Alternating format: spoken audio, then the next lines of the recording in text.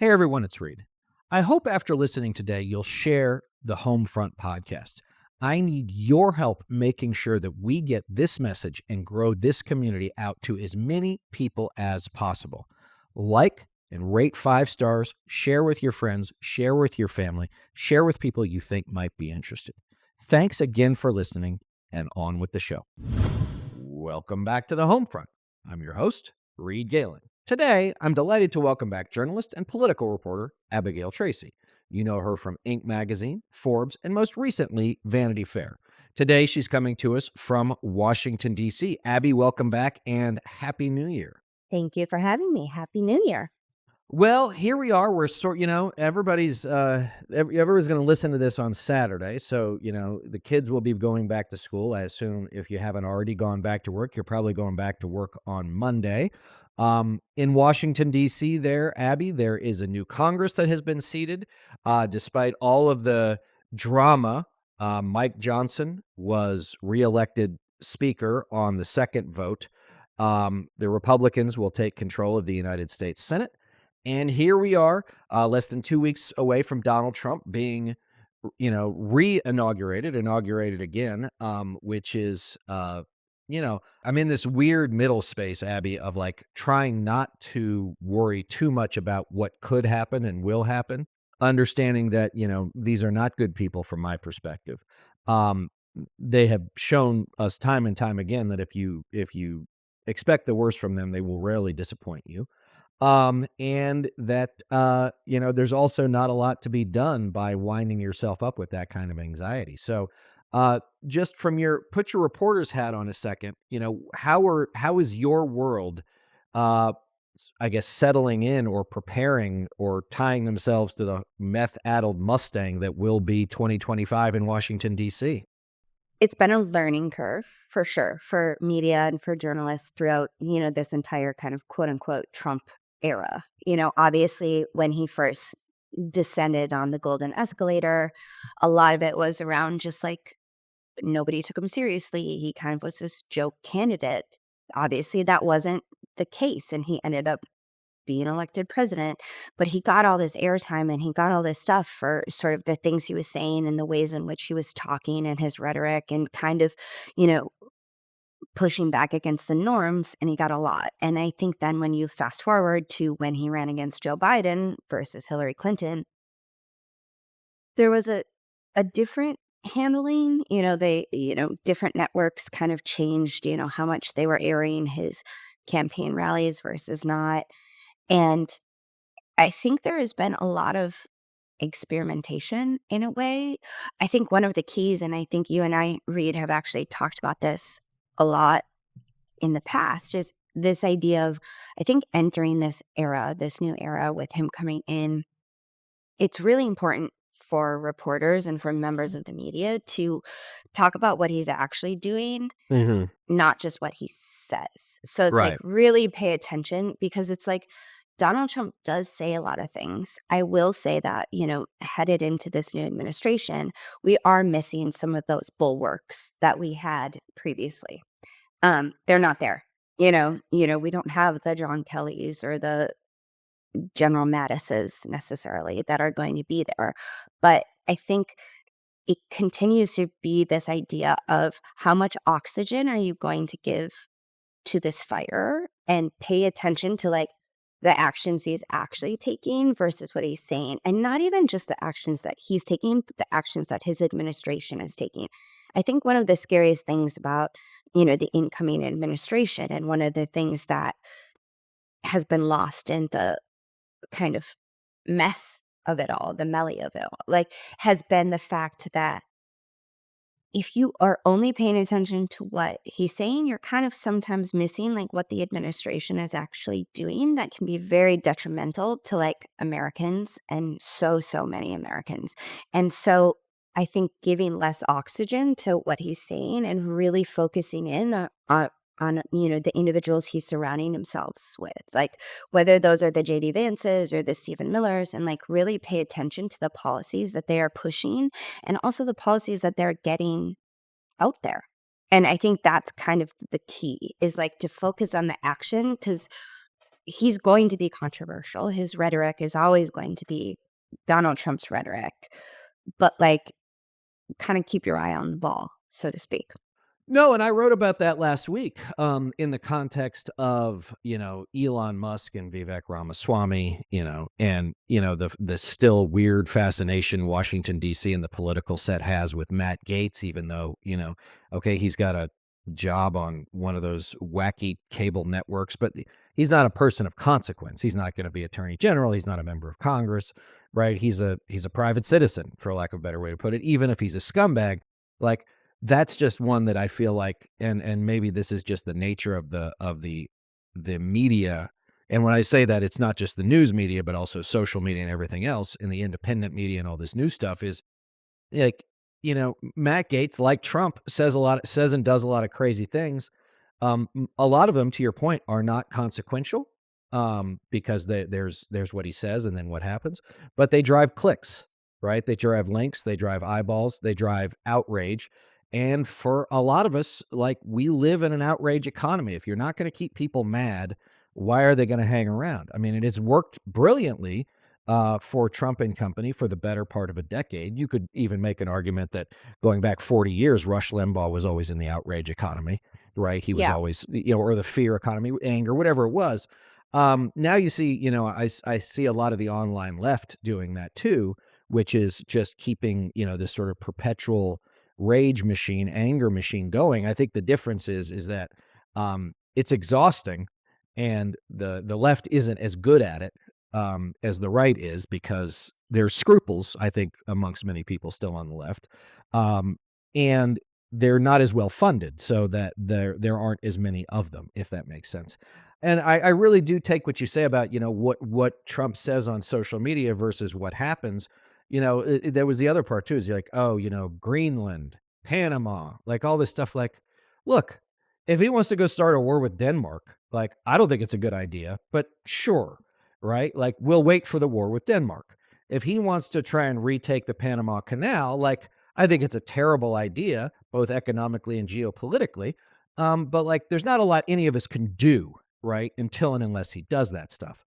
And this also gets to my whole point about, the conservation of energy, which is, if on day one, they deploy federal officers into the states and into cities to start rounding people up, then I think there's a lot of things that need to be said and done.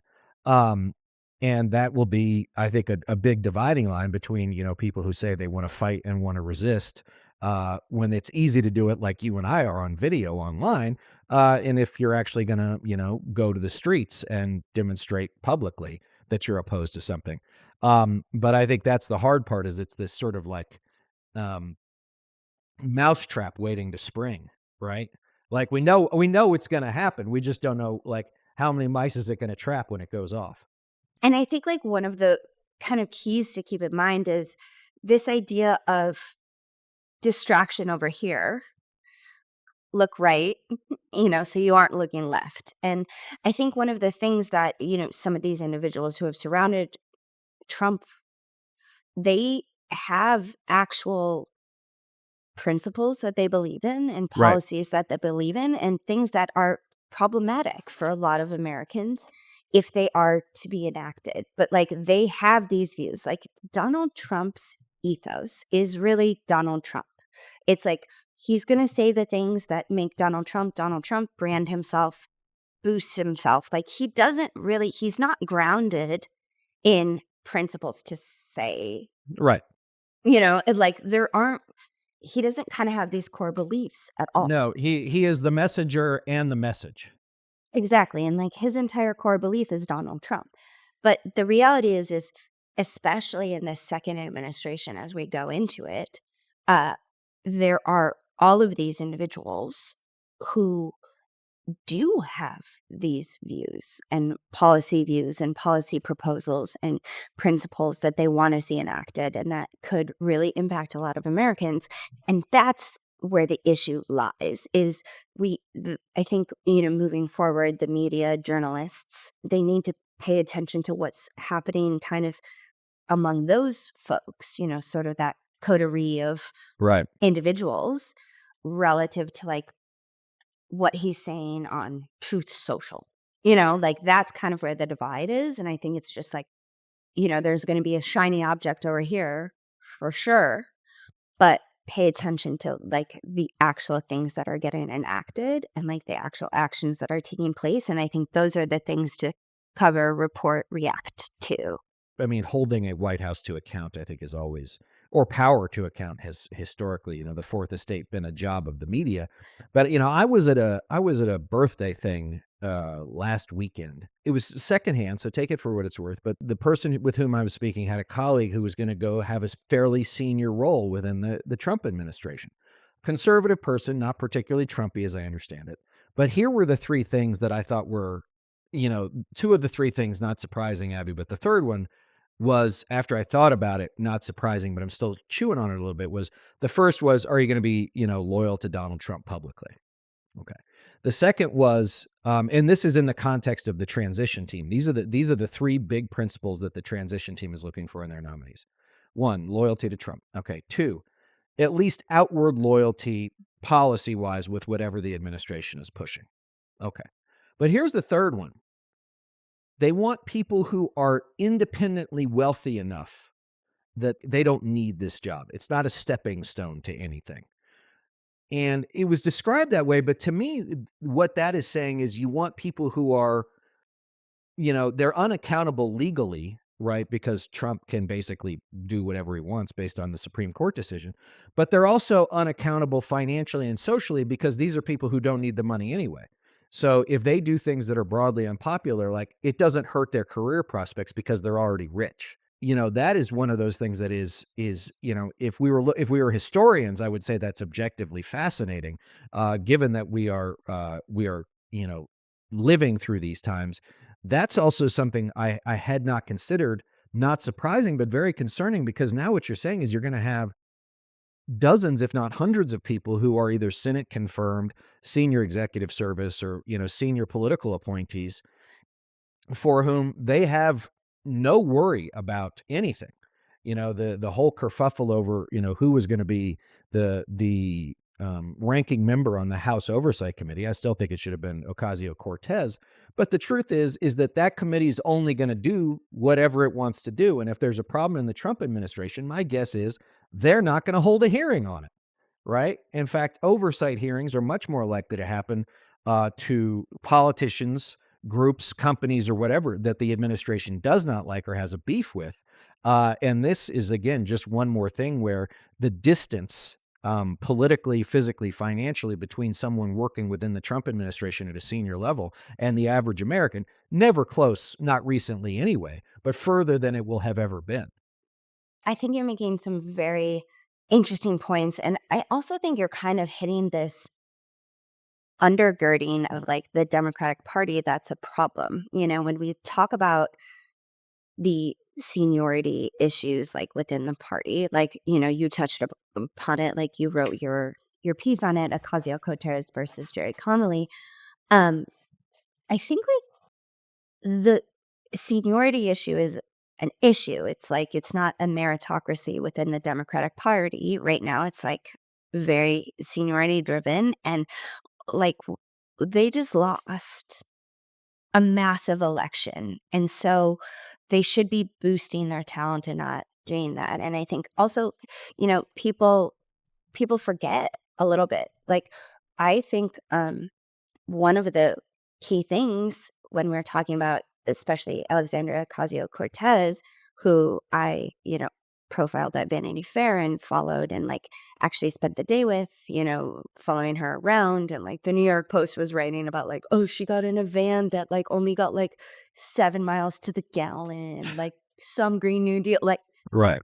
baloney like that. But, like, the reality was is she had just left an oversight committee hearing wherein she was the person who was interviewing Michael Cohen, Donald Trump's former personal lawyer, attorney, who actually, that is the source of the New York cases against Donald Trump in terms of inflating assets, because she had a line of questioning during a congressional hearing that got Michael Cohen to admit that they inflated assets for tax purposes. And that was truly what like jump started these Right. New York Attorney General investigations that were there. And obviously, so much of that is up in the air right now, but like it's hard to overstate how much that AOC in particular, and this is based on conversations I've had with congressional staffers, with her staff, how she would supremely prepare for those oversight hearings because people also wanted her to mess up because the spotlight was so intense that she couldn't. So she would over prepare and she did that. And it's like that line of questioning, like truly prompted, the New York Attorney General investigation into Donald Trump's stuff. So, I mean, that's the thing. I'm not sure AOC is an attorney, Abby, but like a star prosecutor, right? She prepared heavily, but also understands that it is a performance. And I think that's the one thing too about, one thing that I think we need to understand is, we've said this is a trope now, right? It's, reality television politics in America, but we are there. Maybe we're social media politics, whatever it is. But the point is that an AOC, much more than a Jerry Connolly, has a clear understanding of preparation, has a clear understanding of performance, and then after all that, has a clear understanding of the distribution of said performance, right? Yeah. Which is she knows because it's her, she will get more pickup across the political spectrum, across the media landscape than anybody else will. But she also knows how to do it herself, which is, she does her direct to camera things, whether or not it's making a chicken or sitting on the couch answering questions, right? Like she just has so much better a handle on the way that all of this works now. And that's what I wrote. And I think this is something that I hope our Democratic friends will understand is one, like never leave your best players on the bench. And second, I don't understand why doing the same thing over and over again is somehow expected to have different results when clearly the outcome of the election was not, I want Donald Trump, although that's what we got, but we don't want what we have, right? And we don't like this. And, if the Democratic Party is going to continue to be the party of the status quo as opposed to the opposition, which is then providing something that otherwise normal human beings can latch onto as something they want to be a part of, then it's going to be a hell of a long 2 years, a hell of a long 4 years. And for me, it's a little bit like, you got to take that old playbook and just chunk it out the window. It's not working. It didn't work. And the AOCs of the world understand that. But to your point also, I think it was like, all of the people who are the ranking members on these congressional committees are like 70-year-old white guys, right? And that's the other part too, is like, if you're going to be the party of not old white guys, then you have to express that in a way that not all of your leadership, with the notable exception, obviously, of Hakeem Jeffries, is old white guys, right? Like, who are you speaking to? Because 5 million voters that should have been for you decided to sit it out. Like, why are you not learning these lessons? Well, I think also to this idea of um, impact appearance kind of playing the game. You mentioned Matt Gaetz earlier. Like, I also profiled him, and that's what he said to me. He said he's like, Donald Trump and his presidency is not something to be managed, it's something to be harnessed and taken advantage of. And like, he got really close to being the attorney general. Like, sure, like I don't think he was going to clear the Senate. Obviously, there's all this around him, but his profile, he comes from like a plus double digit Republican district in Florida Right. where his dad is like kingpin of like politics there. Like, he's not some like kind of underdog success story. And also it wasn't like an AOC triumphant like defeat of a, incumbent type of a situation. But what Matt Gaetz did understand was the celebrification of it all, the entertainment of it all. And that all falls under Donald Trump. Also, look at Jim Jordan. Jim Jordan has never passed a significant piece of legislation since he's been in Congress. He just, sits in those oversight meetings, no jacket, in his white shirt, and just goes off. But like, he understands it. And it's like, these are some of the few names, and like Right. it's on the Republican side and the Democratic side. But like the reality is at least when we're looking at somebody like AOC or other members of the squad, they have passed real legislation and like some substantive in like the work that they're doing. I mean, they also come to it from a place, I think, of pretty deeply held belief, and a willingness to fight. And I think that's one thing that we all, as those of us who are not MAGA, who are not Republicans, who are now here in the desert trying to find our way back, and hopefully it won't take 40 years, is like we got to find something that not only a lot of us believe in, that but we can convince tens of millions of other Americans to believe in too. This country was founded on the idea that like we had one government telling us what to do and we didn't want that anymore. Right. So so we fought a war to start our own. And, so Americans have always had a pretty strong, I'll call it small L libertarian streak, right? Like, leave me alone. I want to do what I want to do. But Trump and his folks have taken it to another extreme. And I think that my fear is that, you know, Democrats have always the last sort of thing I think they had was the idea like that they wanted to be good at governance, right? Like that if they maybe they weren't great at campaigning, maybe they weren't great at politics, but at least they were the adults in the room. And I'm hoping that, that's one thing as we get back to, how we're going to look at this next, 4 years is, you've got to be the adults in the room, but you also have to be able to show like what you're talking about. And again, Ocasio Cortez is an excellent communicator. I'm sure there's some others out there that I'm unfortunately leaving out. But the point is that, and if you want to make change, it's got to get down to the people who are going to pull the lever to cast that ballot for change. And right now, um, you know, uh, they keep telling us what they want. We keep not listening. And so I think that's a little bit of I think what we have to look forward to.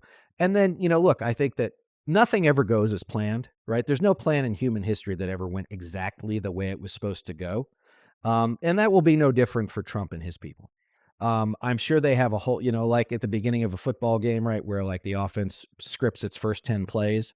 I'm sure they have something like that. We're going to do A, B, C, D, E, F, and G, right? Like maybe they get through A, maybe they get through B, but somewhere C or D, right? Something's going to take a left turn that they can't expect because there's just too many variables. But I think it's also important for the opposition to be prepared when those things happen, not to jump and go, you're a loser, you're a loser, you're a loser, right? But to take those opportunities to figure out how to drive wedges and delay things further that aren't helpful, healthy, good for not only the average American, but the American economy or America's place in the world. Because all of their instincts, to your earlier point, are designed for, you know, power, wealth, self-aggrandizement. Like their plans are insidious, but the outcomes they're looking for are not particularly novel. I mean, there's only so many things in human history we can come up with, and like they're not new. They're just the newest version of it, I guess. Right. And I do think there's something to be said when we're looking at these individuals and sort of these messengers and turning the page on a political generation in a way. It's like you look at Jerry Connolly versus AOC.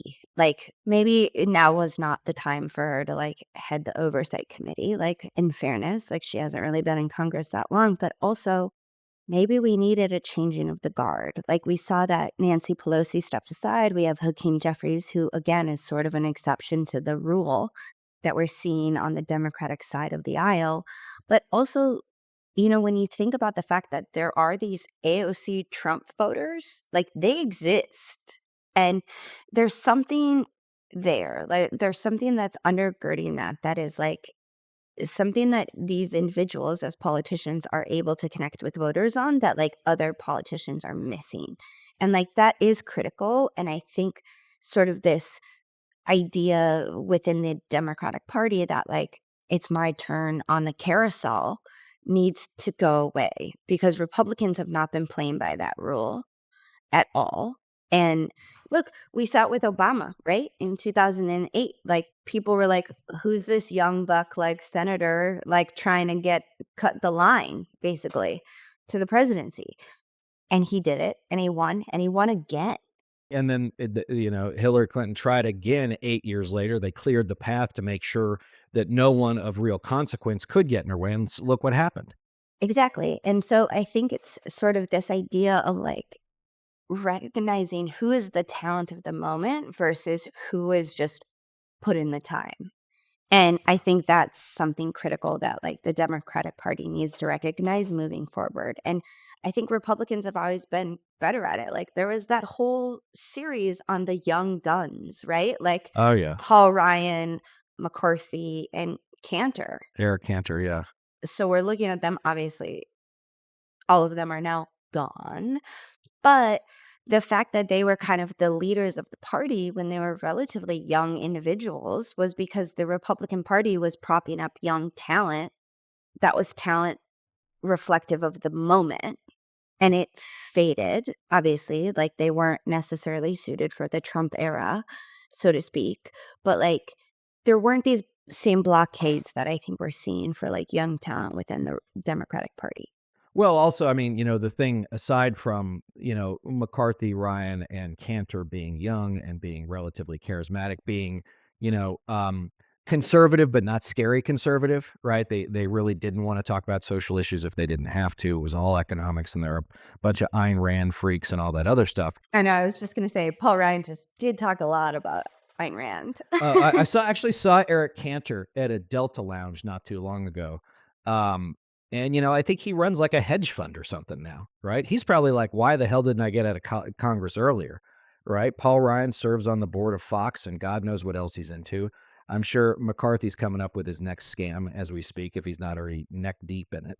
And so, look, for them, all McCarthy wanted, right, was the ability to have his portrait on the hall in the halls at the Capitol. He'll have that. I mean, they should put a head of lettuce and a plasticine box next to it. But that's really all he wanted. He just wanted to be able to say he had held that gavel. And he did for what, the better part of like 9 months. But again, to no effect, because again, yeah, I mean, even McCarthy was a person out of time with the Trump era. So let's talk about you sort of indicated this. So we're in 2025, and if I were giving advice to anybody who was running not as a Republican but as a Democrat, or there's now some rumblings even I'm hearing of maybe some more independents running. In places where, look, Evan McMullin ran for the United States Senate here in Utah a couple of years back. Not, the Democrats got behind him. Democrats have 13% registration in a state like Utah, right? Like, not likely to happen in case just something is crazy goes on. But we saw in Nebraska, right? Dan Osborne was making a real run against an incumbent Republican senator. And so what I would say to them is like, do what Ruben Gallego did. Do what Marie Gluesenkamp Perez has done. Bashir. Andy Bashir, right? Like, you got to run your race the way you need to run it, right? You need to localize that race. If you're a statewide office holder, if you're running for a state office, state ledge, state rep, even a county, like, you have to make that race your own. And you have to say, yeah, I'm a Democrat, but here's what I believe. And you have to decide, like, I don't care if the slings and arrows come from the East Coast and the West Coast because I'm not holding to some orthodoxy. Like, if you want to win, you're going to have to do it separate and apart from my perspective, Abby, from the National Party, because the National Party's brand is rotten at the moment. And every time you latch onto it, there's an expectation that you're going to do everything they want you to do. And that could be money from a campaign committee or big donations from so-and-so. And, I think that right now, Democrats need to be independent a little bit of themselves, and they need to go back to being what they were, which is, there are going to be some Democrats who are super progressive. There are going to be some who are blue dogs, right? Like, that's a coalition, right? That's what a coalition is. I was talking to somebody earlier today. I mean, the idea that Donald Trump expanded his coalition beyond being 90% white guys, right? Or white gals. I mean, yes, he got a lot of them, but he picked up a whole bunch of other people too. And I think that's the other part is, from my perspective, is stop slicing and dicing people up by demographics and by bits of data, as opposed to saying like, okay, what's the issue? Right. And I think I told you this. I wrote this thing about, not getting distracted. I went through all the headlines of, the various newspapers the night I wrote it. And it was, in Philadelphia, Milwaukee, Minneapolis. It was all football, right? It was football and Jimmy Carter. Those were the things dominating the headlines. So you tell me, if you're even going to go to your hometown newspaper's website, are you going to make it 80% of the are you going to scroll 80% of the way down the page to see what's going on in national politics? My guess is the answer is no. And not only that, you're probably getting your national politics from somewhere else anyway. My point is, maybe the Kansas City Star test is imperfect, right? But the truth is that it probably still has more resonance for people in the greater Kansas City area than what's happening on CNN at any given moment, or what's happening in the digital pages of Politico, if that makes sense. I think you're right. And I think this has been something as a member of the media, for so many years that I recognized as people kind of clump it together, lump it together, and like assume certain things are certain things. But even when you're looking just within the cable news ecosystem, it's like you have reporters and then you have like opinion hosts and like contributors. And so it's like even within there, there's like all these distinctions that aren't, I don't think, necessarily obvious to, the individual who's watching cable news. But like beyond that, it's just sort of this idea of increasing and getting siloed. Like if you're watching MSNBC, like you're a person who's watching MSNBC. If you're somebody who watches Fox News, like you're watching Fox News. Like you're kind of already in these zones and in these media silos that like keep getting increasingly buttressed in like their own specific ideologies and ways in a way that is difficult. Right. It's difficult to break through that. And I think when we look at some of these politicians, like there is this shock jock value to folks like a AOC, like a Matt Gaetz, who can cut through Right. in a way that perhaps like an older, straight and narrow, like Democrat might not be able to. And they also enter the culture, which I think is different, right? I mean, I would say AOC has probably been predominantly a positive cultural phenomenon in her experience. I would say Gates has probably been a predominantly negative cultural phenomenon from my perspective, and maybe from yours, but maybe not from his, right? And just as an aside, on you mentioned his district. It's the first district of Florida. It's the Panhandle. It's Floribama, right? I mean, it's literally as red as it gets in this country. And yeah, we noted his dad is a very wealthy guy. This is not a guy. There were no bootstraps being pulled in Matt Gates's house.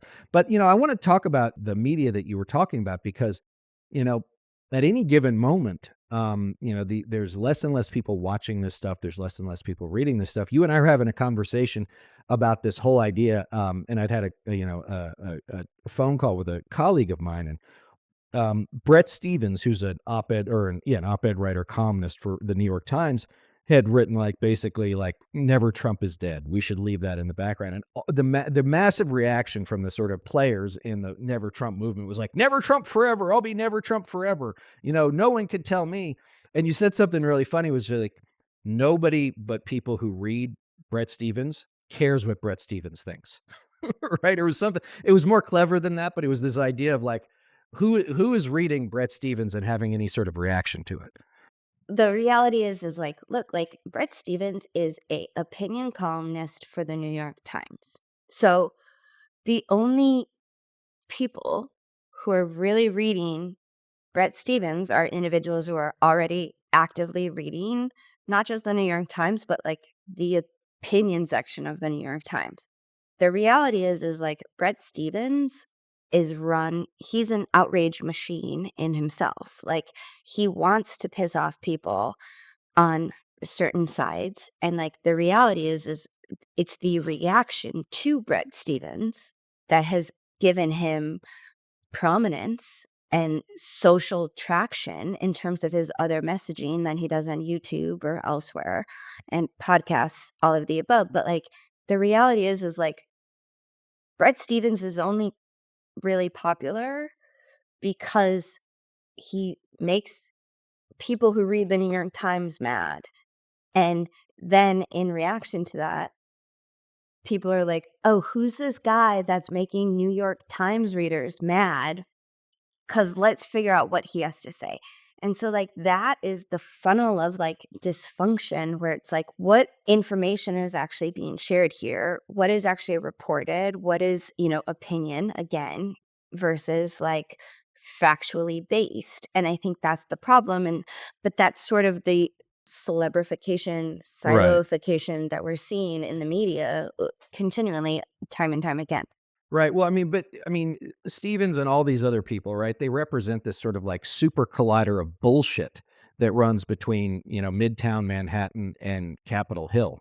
And it just goes back and forth again and back and forth again and back and forth again, right? And it gets, batted back and forth by a bunch of people who, again, if it's west of the Acela line, right, they ain't paying attention to it. If it's, west of the Appalachians, they're certainly it doesn't even exist for them. We have to get back to like where is the country and what are the people who actually make up the country? Not to say the people in New York and New Jersey and Delaware and Philadelphia and Baltimore and Washington, D.C. don't. But, yes, that's a big hunk of the conversation. But it also does not take into account like how most people are living their actual lives on a daily basis, what the things are that they care about. And to your point, it is an economy. It is an industry in and of itself, just like Hollywood is, just like Wall Street is, just like tech is. There is a political economy in this country. And as we talked about a little bit at the beginning, outrage is its biggest currency at the moment.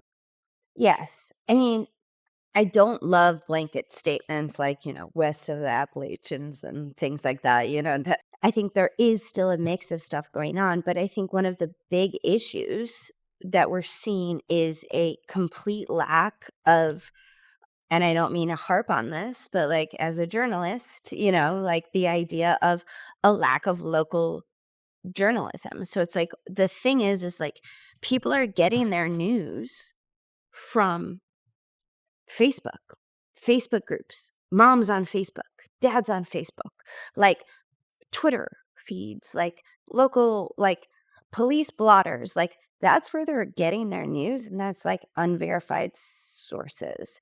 And like, look, obviously there was so much around like the Trump people in Ohio eating dogs story, right? The reality is like, that was something that was picked up at a national level by Donald Trump and JD Vance because likely there weren't real local news in that area to like properly report on what was actually happening, which was not, the sort of picture that they try to create around this immigrant community. And that was like the problem. So it's just like this word of mouth building on itself. And so it comes back to like investment in local news because the reality is like people want to know what's going on in their neighborhood. That's like why there's such popularity around apps such as like Nextdoor. Which is far more toxic than Facebook could ever hope to be on its worst Exactly. days. And like Facebook and like moms of whatever are on Facebook, like all of these things, it's like people want to know what is happening in ways that like really affect them. And like we've lost that infrastructure and people want to know what's actually affecting them. And when you look at individuals like AOC and Trump and even Matt Gaetz to a degree, they are people that are cutting through in a way they're cutting through the silos in a way that they can message to people that people are resonating with. Again, that's why you have a Donald Trump voter and an AOC voter. In the same district. Right. And again, like I think this is why when we look ahead to, another Trump administration, the importance of the media like focusing on the actions that they're actually doing, not just what he's saying because in reality, like the actions are the things that matter and like properly reporting on them and like telling people that like, hey, this was a policy that is directly influencing and affecting you is important versus being like, he tweeted this ridiculous thing that like went nowhere. Yeah, and providing context, like what this is what happens. What does this mean? I think also, the right wing media, and I even since I was a Republican, right, far better at filling vacuums when they arise or when they appear than the left or even mainstream media has been. So I think that's another thing is they're just rapacious in their ability and desire and resources to be able to go fill those empty spaces when they occur. Okay, so I'm on the fly. I'm calling it audible. We're gonna do something called ab-libbing. Ab-Libbing. Yes, we're doing something called ab-libbing. Today, you are going to tell me and you're going to tell our audience what is Minnesota hot dish. Oh, well, okay. Hot dish is like a category. Okay. So Minnesota hot dish. But so instead of saying casseroles, we say like hot dish. But hot dish is big. Because it's technically a hot dish, like it comes out of the oven and it's hot. Yeah. Words matter. Hot dish. Words do matter. But the funny thing is, like, how common, Reed, this is actually a very interesting question in my mind, probably to nobody else, but how common were like cans of cream of mushroom soup in your home growing up? Not in my home, but certainly in my grandmother's, who used cream of mushroom liberally in things like green bean casserole, right? Not green bean hot dish, but green bean casserole with the crispy onions and all that. Yeah, yeah. Never really my A thing. Thanksgiving staple. But we also did make that. We had Thanksgiving at some friend's house. We did make that here at the house because that was what it was one of the host's favorite things. So hot dish is really just a local name, a Minnesota name for casserole. Yeah. I'm going to put it in SAT verbiage. Okay. So, hot dish is to casserole as pop is to soda Yes. in Minnesota. And so is hot dish for any occasion, special occasions? What if Constantly. Okay, constantly. So somebody's always got one going Yeah. Constant. because somebody could drop by. And this is the thing this is why I asked, because like cream of mushroom soup is like the pantry staple in the Midwest. Right. And like I don't know if it's It's in the flavor of Wisconsin America. no, but like it's in everything. And it's like, oh, just put a cream of mushroom soup in there. Like Campbell's, like I don't know how much I would love to know like the percentage on like how much Minnesotans are just like bankrolling that company based solely upon cream of mushroom soup. But so biggest hot dish growing up for me was tater tot hot dish. Do you want me to walk you through the recipe? I would love that. Yes, because and everybody listening, hit pause, get your pad and pen out, and we're going to write this down. We're going to go through this recipe together. Go. Okay. So it is ground beef with chopped up onions and garlic. You saute it like normal, drain the fat, but you keep the fat because you're going to use that to cook eggs in the morning. Oh, of Because course. that's how we do it in the Midwest. Sure. And then you take that bag of frozen vegetables that are Bird's like eye. Right. bird's eye. Well, I don't think bird's eye. Like bird's eye, I think is like a little too fancy. So you're going store brand. You're going store brand. Store brand. Yeah. It's like the carrots, the corn, the green beans, lima beans. And remember that the frozen vegetables, flash frozen vegetables, almost always as good as getting fresh if you're going to use them for these purposes. For such purposes, yes. But in general, no. But like for purposes in terms of hot dish, yes. So you take a bag of that and then you have a can of cream of mushroom soup. If you don't like cream of mushroom, you can do cream of onion, but that's kind of like a little wild. Now, if I use cream of onion in my hot dish, in my tater tot hot dish, when people left my home, would they make a comment on it? Are you in Minnesota or Yes, are you yes, elsewhere? I'm in Minnesota. It'd be noted, but I don't necessarily think it would be like They'd come back. shunned. They'd come back.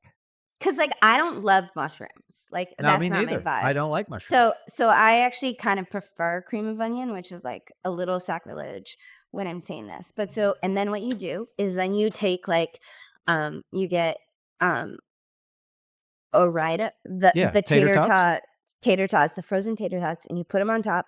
You can put cheese on it. My family was hit or miss on the cheese front, and then you just bake that hot dish. My dad did it. It was like his go-to.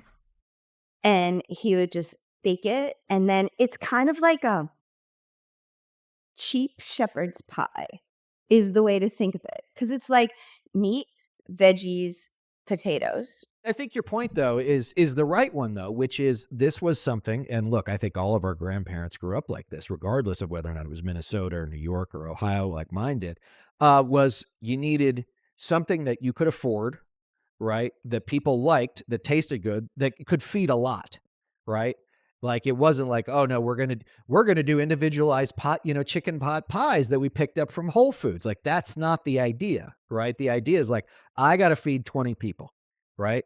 I could do it with a couple of pounds of ground beef, a couple of bags of frozen veggies, a couple of 99-cent cans of Campbell's, and a bag of Ore-Ida, and I'm done, right? And half an hour later, I'm done. Yeah, and you just throw some ketchup on it, and Reed, I know you don't like Oh, ketchup, but, like, if you wanted ketchup, you boo. can put it on there. Now, do you have to put it now, let me ask you this, do you put it on as it's hot, or do you put it on individually?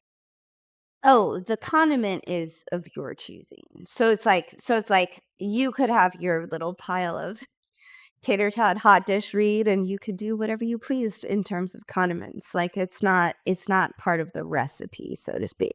Well, the tater tot is my favorite frozen fried potato product, I would say. A very specific line to draw in the sand, but But I yes, think I get it. it's just like I think probably a lot of hot dish or a lot of casserole, whatever it is you grew up with, right? Like there's a nostalgia to it too, right? Like tater tots, always in like the seventh grade, cafeteria alongside the terrible pizza or whatever else they were pushing into us in the 80s and early 90s. I will say that I've made tater tot hot dish for people in the past, and they were skeptical, and then they very much enjoyed it. Right, of course. But I mean, what's not to like? Again, it's got salt, fat, and carbs. What can people ask for? Right? This is some quality content. This is some quality No, content. look, I mean, you know what? Look, you and I will talk. We have talked plenty of politics. We will talk plenty of politics. But here on the home front, right? It's not only the political home front. Sometimes the home front is the kitchen. Sometimes it's gatherings, whatever the case might be, right? Maybe look, gonna have some people over tonight. Maybe I'll make a hot dish. Maybe and see what people say. My guess is that people will dig it.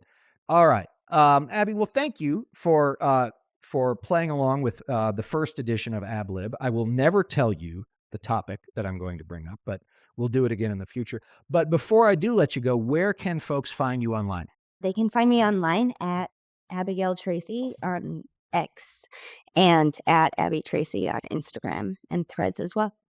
All right. As always, gang, you can find me on Twitter, says.us, SEZ.us, and on TikTok at Reed Galen, on Threads and Instagram at Reed_Galen USA. Go to Linktree. You can find all of the stuff there. Programming notes, guys. On Monday, January 6th, you will hear a replay of my conversation with Officer Mike Fanone, formerly of the D.C. Metropolitan Police Department, interview I did with him a couple of years ago based on his book and his experiences.